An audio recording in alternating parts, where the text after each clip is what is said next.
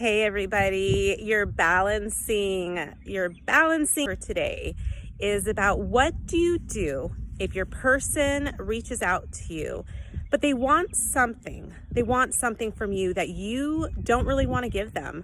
So your contact is now about something they need from you, whether it's they're coming back into your life because they're asking for money from you. Maybe that was something that happened in your past connection with them.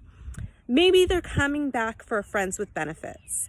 Maybe they're coming back and they need help in some sort from you. Whatever it is, but it's something that brings up resistance. It's something that brings up a new set of triggers within you. What do you do? How do you handle it? So this is really important. And I came across this recently. It was like a really big, loud boo when it came to my mind. So when I first met my person, and I remember really feeling insecure. I think a lot of us do. We put them on a pedestal. We think they're the greatest.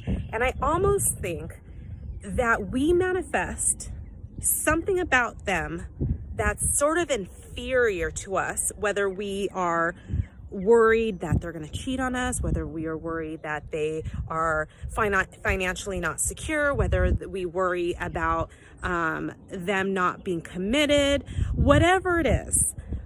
It's like we manifest something about them that's not so perfect, that's actually not desirable at all, because it's our own way of affirming our own lack of worth. So hear me out.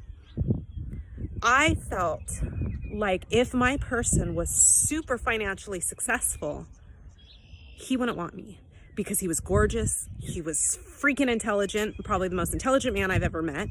And he came from a background where he was very, very professional and high up in the corporate ladder. But when I met him, he wasn't working. He had taken a while off, and then it was hard for him to get back into a job once he actually wanted to find a job. So I met him, and it was like, when I started thinking about him becoming a VP again, there was something within me that got nervous, started feeling fearful, like he's not going to want me if he's a VP, he's high up, he's making tons of money. What would he need me for? What would I be worthy of?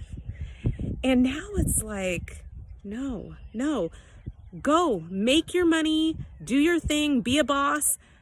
I don't care, because I'm still worthy. I'm still worthy. I don't care how amazing you look. I don't care how freaking intelligent you are. There's still only one of me. So my point is, let's say someone comes back into your life and they're just like, hey, I want to be friends with benefits with you. There's something within you that just manifested them the way the connection used to be, not the way you want it as the awakened one, but as the asleep one, you remanifested them back in your life with a quality about them that you are saying you're not worthy.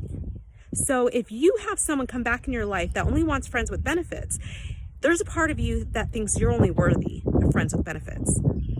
Or there's a part of you that thinks that being good enough for just them somehow is going to prevent you guys from being together.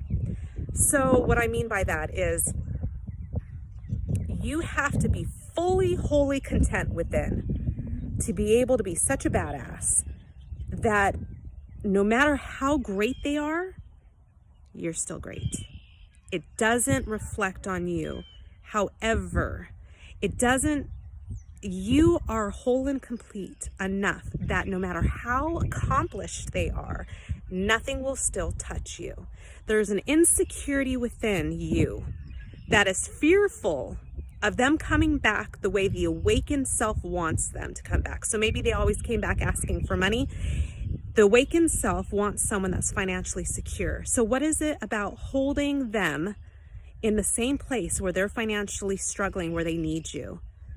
Do you feel a little bit superior, that they're going to need something from you, because that's not what this connection's about. This connection is not about, I'm going to give you, you give me. There's no exchange except through soul, which soul is unconditional, and there is no needing from them. You need nothing from them. Nothing. You're whole and complete. You don't need to feel superior. You don't need to feel inferior. You're whole and complete. So if they come back and they are wanting something that you are not desiring, you need to stop and you need to figure out why you are manifesting that, because everything is a manifestation. Everything.